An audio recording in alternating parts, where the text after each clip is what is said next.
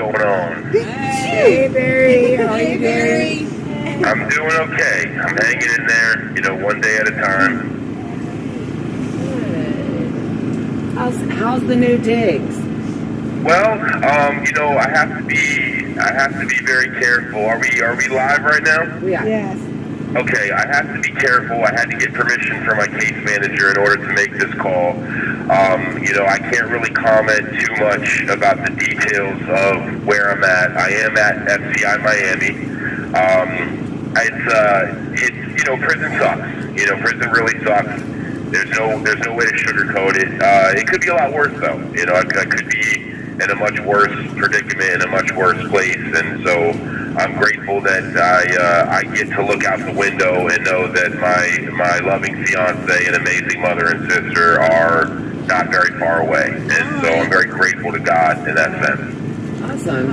Have you been able to get a visit yet? Yes, I've had several so far. They've come every weekend for the last month and a half. It's been pretty great. I'm just hoping I don't start to annoy my fiance and she skips a week. But so far, she's been great. It's been great to see her.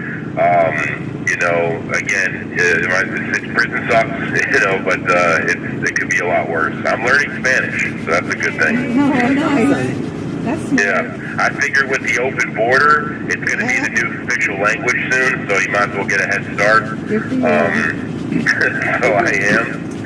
But, everything's been, okay, taking it one day at a time. I can't wait to get out of here and be with my family. I'm praying for all the new people, all the new J6ers that have come into the system and, unfairly. I pray for them that they get sorted out in the legal world. We have a lot of chips stacked up against us, but what are you gonna do? We gotta continue the fight. I've officially hired an appellate attorney. I am appealing one of my assault charges. As I've said before, I am guilty of one of them. The semantics surrounding it and who started what, I don't really need to explain myself to you guys. Right. But one of the assault charges, I am not guilty of. It never occurred, and we're going to be appealing that. And I'm really hoping that winning that appeal, and the law is on my side, that I will go on to help many other new January 6 cases coming in to the system, so they have some case law to go by that, according to these, what happened in this case, you can't pin this assault charge on them. So we'll see what happens. I'm not going to give up the fight, that's for sure. Well, that's awesome, Barry, and I'm glad that you are continuing to stand true for justice and for the truth. Yeah. So how's Mama Mickey out there? I'm She right here. is. She All right. comes. Here she comes. All right. Well, I'm really, I'm grateful for all you guys. Tamara, Mickey, you guys standing out there still. Uncantering, unwavering. It's pretty incredible. There's not many humans on the planet that would do what you guys are doing. I'd say that, no exaggeration whatsoever. It's extremely humbling and noble what you guys have pulled off and continue to do.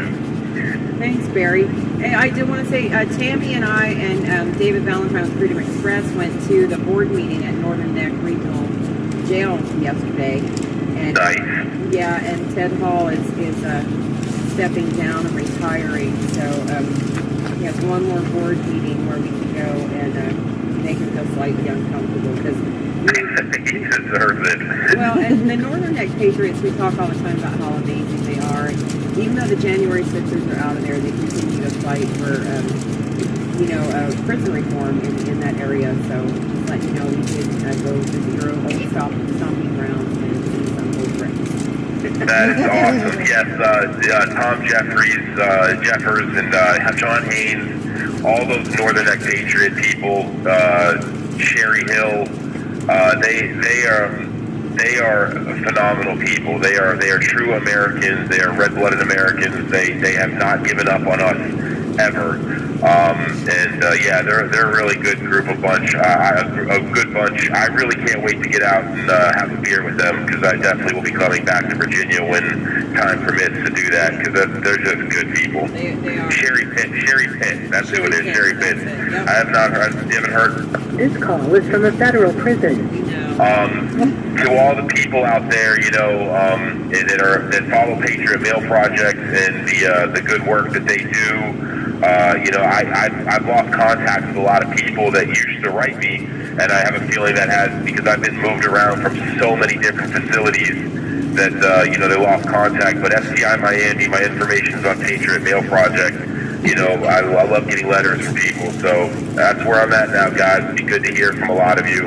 And there was a really harsh time in Petersburg in transit when we were thrown into the shoe, and the people that came forward for me and stepped forward and spoke up for what we were going through, I'm very grateful.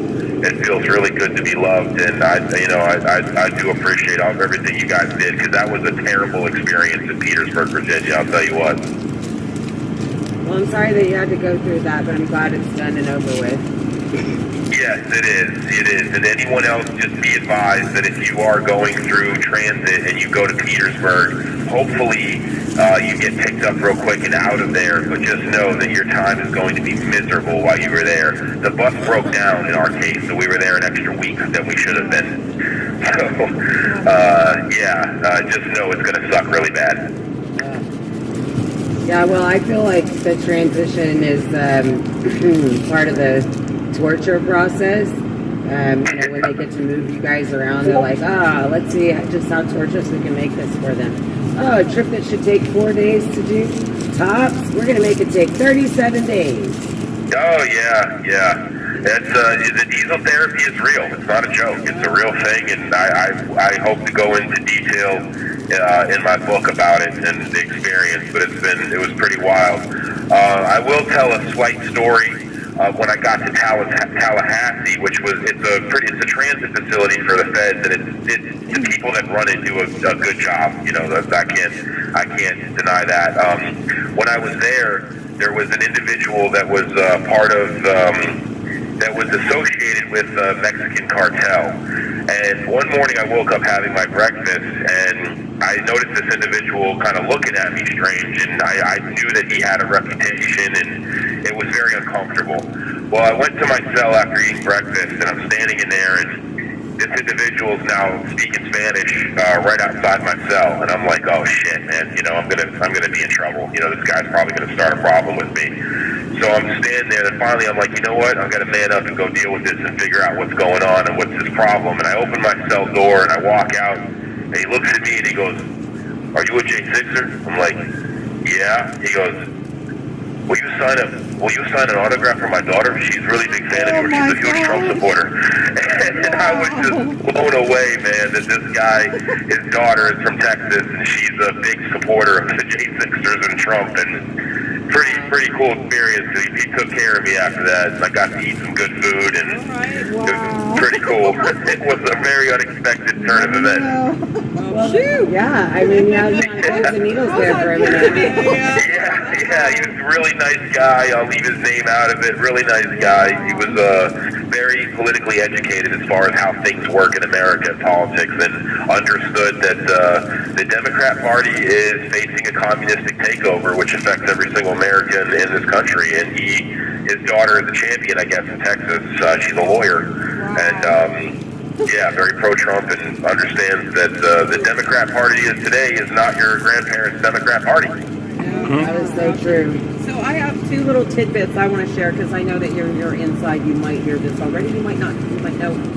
But Trump opened up his Texas rally today with his song that includes you guys singing the national anthem. And then also Nancy Pelosi has been subpoenaed by both sides today. So we don't know what it's all about, but that excites me. I think it's about time. So whatever it is, I hope it hems her up for a second. Yeah, definitely. It would be nice to see the Crypt Keeper held to some kind of responsibility for her actions.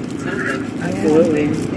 Yeah, I mean, like you said, I'm not going to hold my breath, but, you know, I have faith in this new speaker. I'll tell you what, I like him. I hope so too. Yeah, and he's come out strong for a bunch of things, and I don't know how much he's got to do with it. So I hope it's not for Hammergate. I hope that the subpoena has more to do with their insider trading, because when you start messing with people's money, that's when they take it serious. I mean, you know. Right. Exactly, and it was blatant in front of America's face, and, you know, Paul Pelosi is complacent in that whole thing, and, you know, it would be great to see something come out. Let me ask you guys a question. I read that article in Epic Times about Mark Fisher, who's one of the founders of BLM, that came out in support of the January 6ers and the leaders of the Proud Boys and stuff like that, and so it endorsed Trump for president. Were you guys there for that? Semi. Yeah, we met him outside the federal courthouse not too long ago. Okay. Well, what I'm finding is I got that article, and I made some copies of it and shared it with some people around the facility. By the way, Trump has so much support here in this prison from both inmates and, you know, other people, but I'll digress. I did share that article around, but when I'm writing people from Patriot Mail Project, I'm finding that they haven't really heard about this, and I think that's a really important story, not to capitulate to anyone, but to show America that, you know, Trump has more support than you ever imagined, and that more than CNN and MSNBC will ever allow you to see. So, you know, if people take to their social media and share that story that's on Epic Times, that's a really important one for people to see. Indeed. Absolutely. Yeah, that story has actually been the topic of conversation quite a bit over the last couple months. Awesome. That's good. That's good. Well, how's everyone else doing? I don't want to, you know, get into names or anything, but everyone in D.C. okay? You know, all drama aside, I'm well aware of that. But the new guys coming in, I hear there's, you know, unfortunately, there's good people that have come into the D.C. jail. This call is from a federal prison. So are you guys making contact with them, and, you know, they know you're out there? Yeah, we've talked to a bunch of the new people, so yeah, we've kind of acquainted ourselves with who they are, and they know who we are and what we do. So yeah, it's good. I mean, as good as it can be. You know what I mean? There's sentencings every week, and there's new people coming in every week. So, you know, constant transition. Awesome. That's good. Yeah, the fact they're still making arrests, and during the fentanyl Floyd riots, they barely arrested anybody. You know, it's just the contrast and the justice for the unbalanced justice system is just absurd. It kind of makes me sick, honestly. Yeah, it kind of does. Yeah, it's real sickening. To be honest, very. Not just a little. No, yeah. Yeah. I went to a Senate hearing the other day, and Mayorkas and Christopher Wray and some lady whose name I can't remember. But, you know, the thing is that these senators come out hitting hard and talking strongly worded conversations, but nobody ever comes with the cuffs. When, you know, I'm just sitting here, like, Christopher Wray could go on a tour of congressional Senate hearings, and he contradicts himself. He dances for 20 minutes around one question and never answers it. And I just think that, you know, it's about time to come with some cuffs for Christopher Wray. I'm just going to on my back, because, you know, I think he's what a piece of work. What a piece of work. Every answer they give in these congressional and Senate hearings is nothing but filibuster answers and nothingness. It's just ridiculous. And the American people have to finally just say enough is enough, and, you know, and demand something more from your elected politicians, and demand it, not just cry about it on social media, but they have to demand that these people step down, vote them out, and get people that are actually going to serve us. But, you know, enough of this flower puff birthday cake promises of emptiness. It's ridiculous. That was my 1 minute warning. I love you guys. It was very good to hear all your voices. You know, all the people out there that continue to write to me. I'm so grateful for all of you. You know, my new updated information is on PatriotMailProject.com. You know, you can always go there and find me. I love to hear from some of you I lost contact with.